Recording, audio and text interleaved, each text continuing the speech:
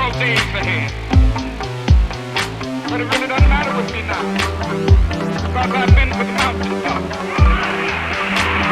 I don't mind. Like anybody, I would like to live a long life. Longevity has its place. But I'm not concerned about that now. I just want to do God's will. Very sad news for all of you, and I think sad news for all of our fellow citizens and people who love peace all over the world. And that is that Martin Luther King was shot and was killed tonight. America is shocked and saddened by the brutal slaying tonight of Dr. Martin Luther King. I ask every citizen to reject the blind violence that has struck Dr. King, who lived by nonviolence. I pray that his family can find comfort in the memory of all he tried to do for the land he loved so well. And I've looked over and I've seen the promised land. I may not get there with you, but I want you to know tonight that we as a people will get to the promised land.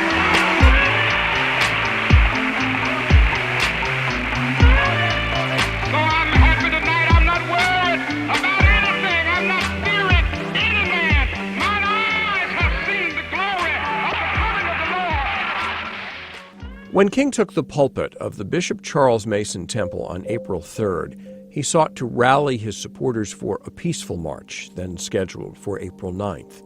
He warned against the violence that had marred a previous protest, lest violence overshadow the justice of the Union's cause. Nearing the close of his address, he recurred to his vision of the Promised Land and of the peace that vision had brought him. This was not the first time King had prophesied his own death, but it would be the last.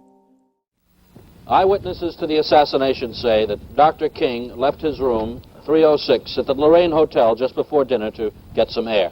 He walked over to the railing at this spot, and noticing some friends below, he leaned over and began to speak with them.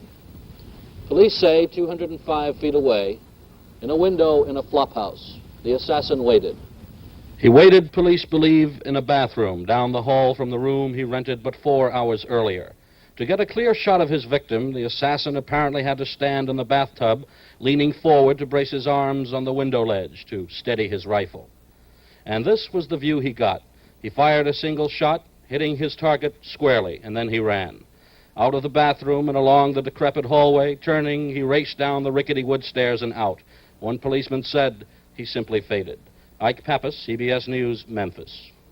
How many here believe that James Earl Ray acted alone in the killing of Martin Luther King? I'm sorry, but it's such a grim question, but it's an important one. He acted alone. I have to see hands. How many believe there was a conspiracy and that he was not? Oh, my goodness. James Earl Ray's brother, Jerry Ray, one of his two younger brothers, is at hand. Mr. Ray, tell me what we don't know about the assassination of Martin Luther King that you do know. Maybe you can give us a headline here. Well, a lot of things I don't know, but I know one thing, that he was directed in that there was a lot of people involved in it, but I wasn't involved in it in no way.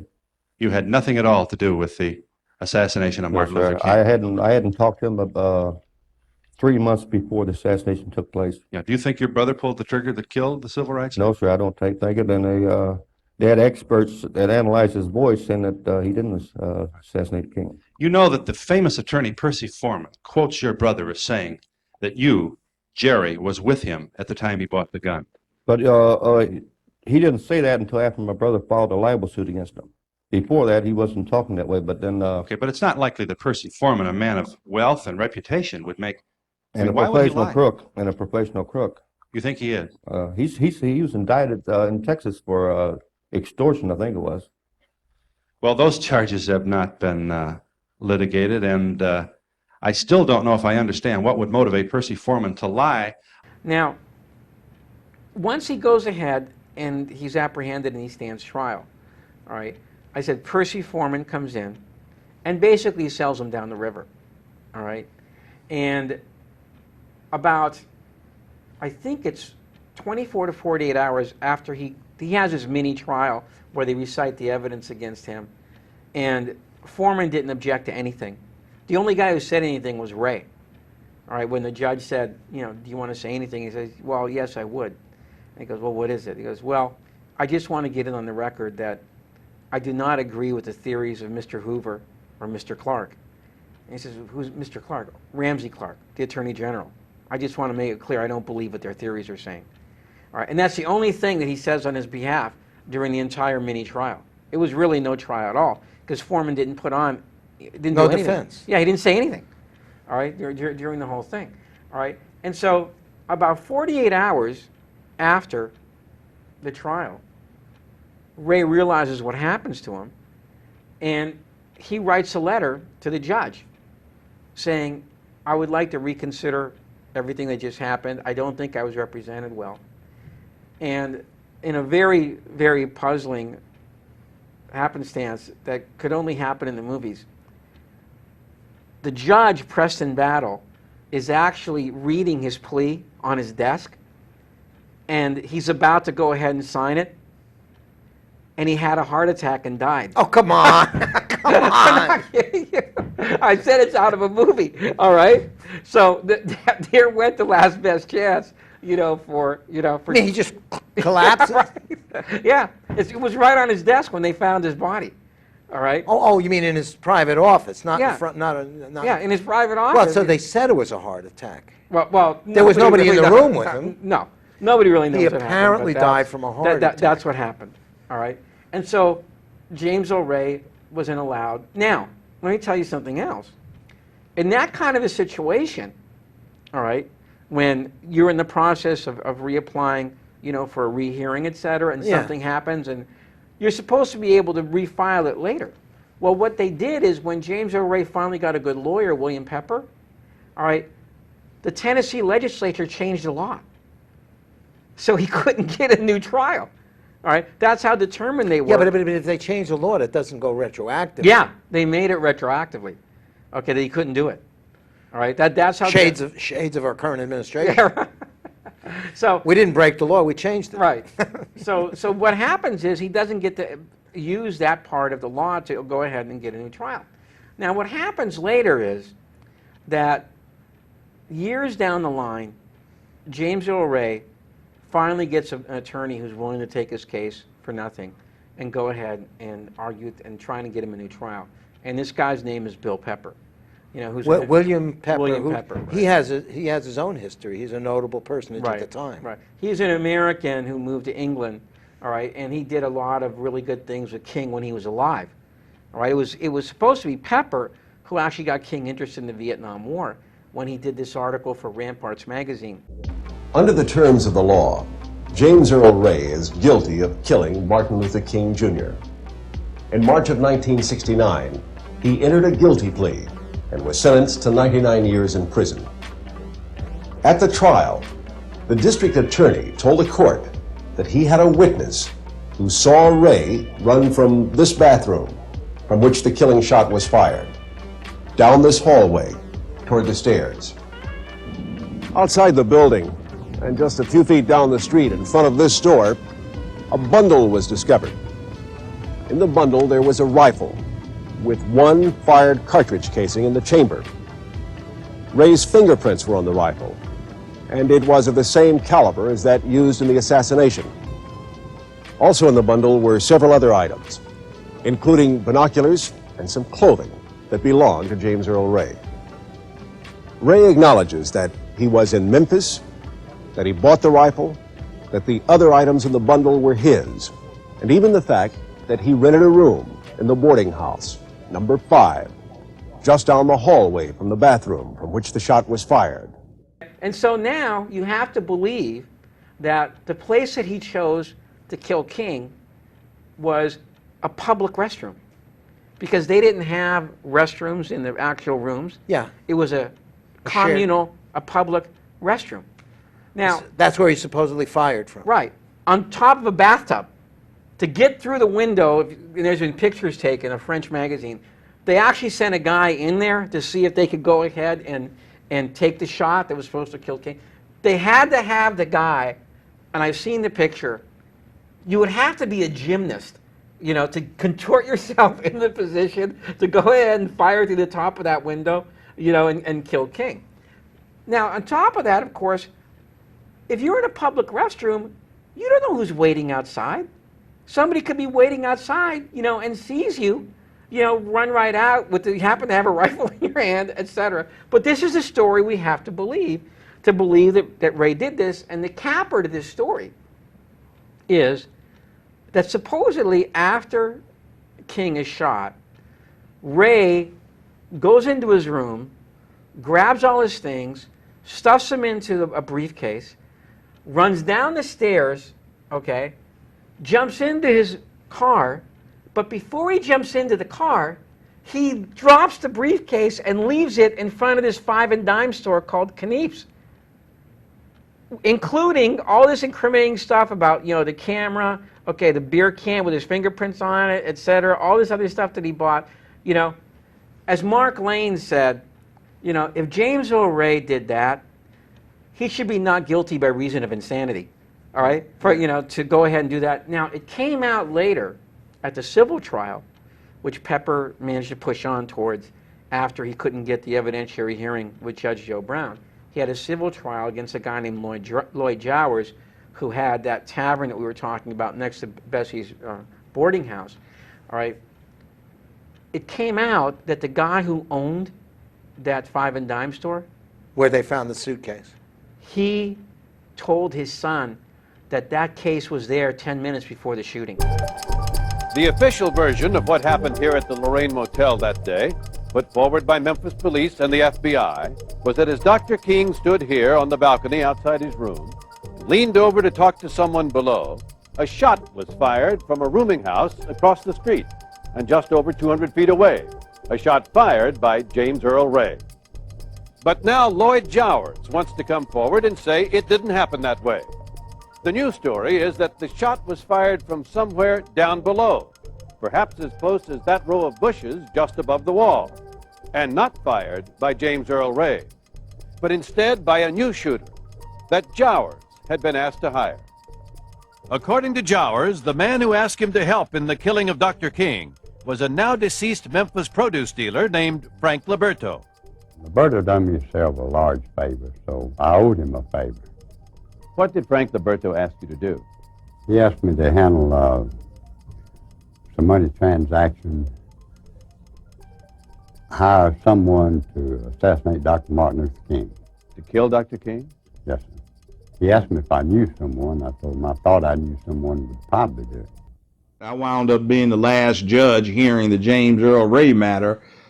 Did he, in fact, assassinate Dr. Martin Luther King? And had he not died and his local attorney not died in close succession, it would have been my finding that he was not the gunman. That Remington 760 Game Master they've got in the Civil Rights Museum is not the murder weapon. It's not even close. And it was a two-man hit team that killed him from the fire station dormitory. It wasn't the flop house, and it wasn't in those bushes. So, yeah, I got into the deep details of Dr. King, and that 3 or 4 year period, that case was kicking around in front of me. It's interesting, the homicide file for the Memphis Police Department reaches the same conclusion back in 1968. They entered their file in protest to the DA's office. Their conclusion was Ray is not the gunman. He was not even in Memphis that day. We know conclusively where he was. A comparison was conducted of the bullet material removed from Dr. King with the 12 test bullets that could be adequately analyzed. This comparison revealed that the gross and unique characteristic signature left on the 12 test bullets by the James Earl Ray rifle was not present on the death bullet. What's the emotion when you come back? It's like pulling the scab off of a wound. It's just raw. It's not healed. It hurts. It's so wrong. He was so young and so strong. He had so much meaning, so much life left to live, so much more to give, and yet they just killed him. And our government did not protect him. Matter of fact, our government sought to disgrace and discredit him. Our government helped set the climate for his being killed. James Earl Ray, who was convicted of killing Dr. King, why have you said before you believe he didn't act alone? He didn't have the money, the motive, or the organization skills to do it. A lone killer getting out of town at 6 o'clock, getting into Mississippi and all that, end up in London. He couldn't have done that by himself. What do you think happened? The government was very involved. In 1997, Dexter King, the son of Martin Luther King Jr., met with James Earl Ray and asked him, "I just want to ask you, for the record, did you kill my father?" Ray told King that he hadn't been responsible for the assassination of his father, and this led to the King family filing a civil suit in 1999 against Lloyd Jowers. Jowers had appeared on ABC's Primetime Live, where he claimed to have conspired with the federal government and the mafia to kill Martin Luther King Jr.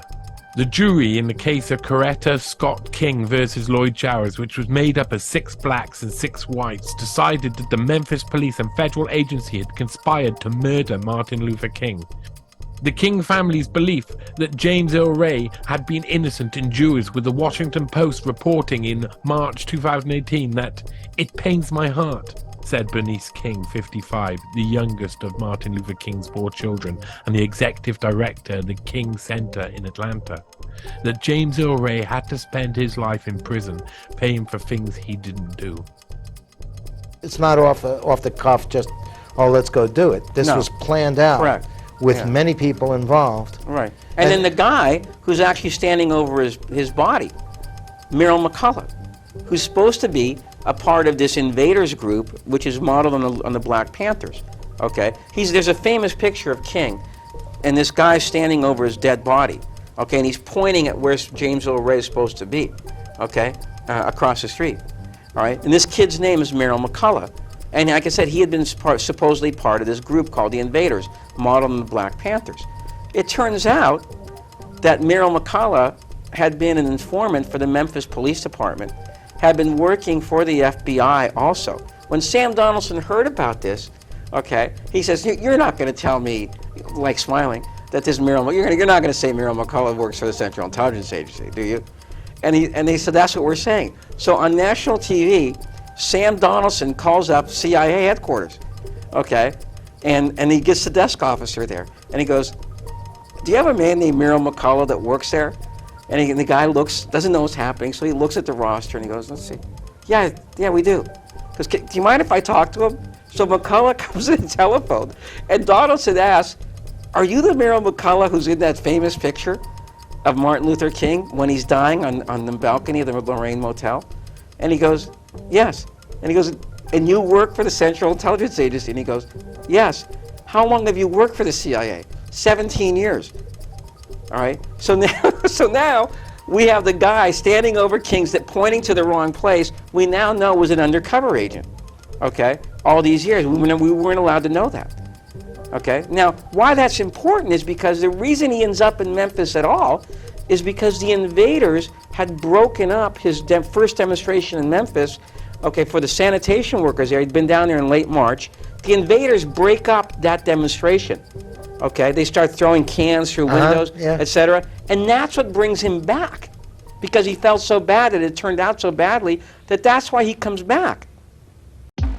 On New Year's Day 1976, part 1 of a 2-part New York Times article was published entitled "Study of Dr. King's Death Finds No Link to FBI."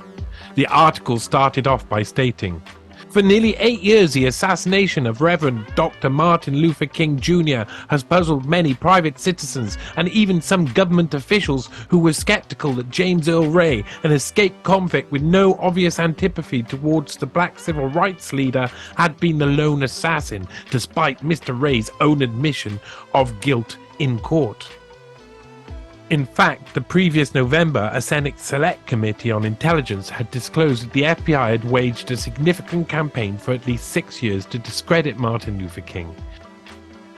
On the 21st of November 1964, the FBI sent the infamous suicide letter to Dr. King's residence, which also contained a tape recording of King having sexual relations with a woman other than his wife. The New York Times' Beverly Gage reported in 2014 that the so-called suicide letter had occupied a unique place in history of American intelligence, the most notorious and embarrassing example of Hoover's FBI run amok. The festering wound, which was the assassination of Martin Luther King, was to linger long in the memory, and it would be J. Stanley Pottinger who was put in charge of investigating federal wrongdoing. The department's re-examination of the case continues, but J. Stanley Pottinger, head of the Civil Rights Division, said in an interview that so far his inquiry had turned up no evidence whatever of FBI involvement in the killing. Pottinger also asked the FBI not to comment publicly on the case, saying that it may negatively affect James Earl Ray's appeal. But in 1976, the flawed investigation into FBI involvement in the murder of Martin Luther King Jr. wasn't the only high-profile assassination which Assistant Attorney General Stanley Pottinger was involved with.